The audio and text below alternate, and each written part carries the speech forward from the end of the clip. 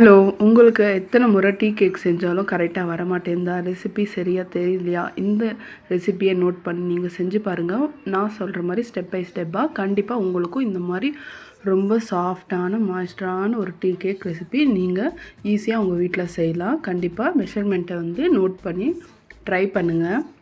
First கமெண்டில் நான் recipe மெஷர்மெண்ட்டை பின் பண்ணுறேன், நோட் பண்ணிக்கோங்க. இது என்னோடய கஸ்டமருக்கு டீ கேக் செஞ்சு கொடுத்த ரெசிபி தான். நீங்கள் கண்டிப்பாக ட்ரை பண்ணலாம். வாங்க எப்படி செய்கிறதுன்னு பார்க்கலாம். பாருங்கள் எவ்வளோ சாஃப்டாக சூப்பராக இருக்குது. இது 1/2 kgக்கான மெஷர்மெண்ட்டு தான். வாங்க வீடியோக்குள்ளே போகலாம். அதுக்கு முன்னாடி நம்ம சேனலை சப்ஸ்கிரைப் பண்ணிக்கோங்க, ஃபாலோ பண்ணுங்கள், கமெண்ட் பண்ணுங்கள், ஷேர் பண்ணுங்கள். வாங்க மக்களே வீடியோக்குள்ளே போகலாம்.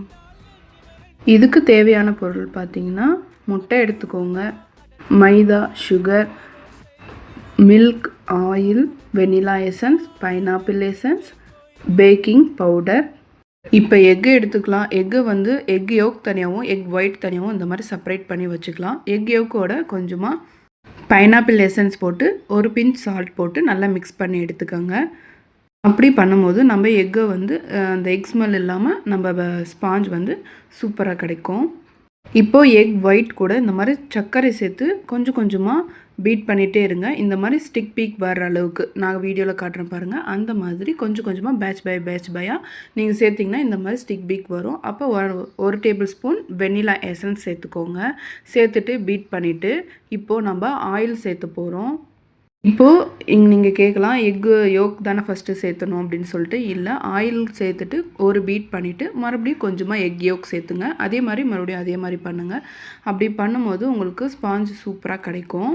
அப்புறமா மைதா நல்லா பேக்கிங் பவுடர் எல்லாம் மிக்ஸ் ஆகிற அளவுக்கு நல்லா ஜலிச்சு எடுத்துக்கோங்க. அது கொஞ்சம் கொஞ்சமாக பேட்டராக போட்டு மிக்ஸ் பண்ணிவிட்டு அது கூட மாவு ஒரு ஸ்பூன், பால் 1 டேபிள் ஸ்பூன் இந்த மாதிரி கொஞ்சம் கொஞ்சமாக மிக்ஸ் பண்ணி எடுத்துக்கிட்டிங்கன்னா லம்ஸ் இல்லாமல் கிடைக்கும்.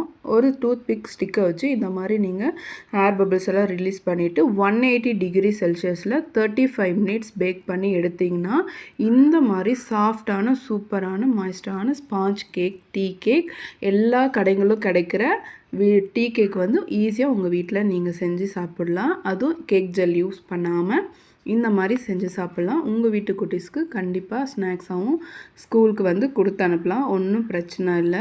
இது ஆல் பர்பஸ் ஃப்ளார்லேயும் நீங்கள் செய்யலாம்.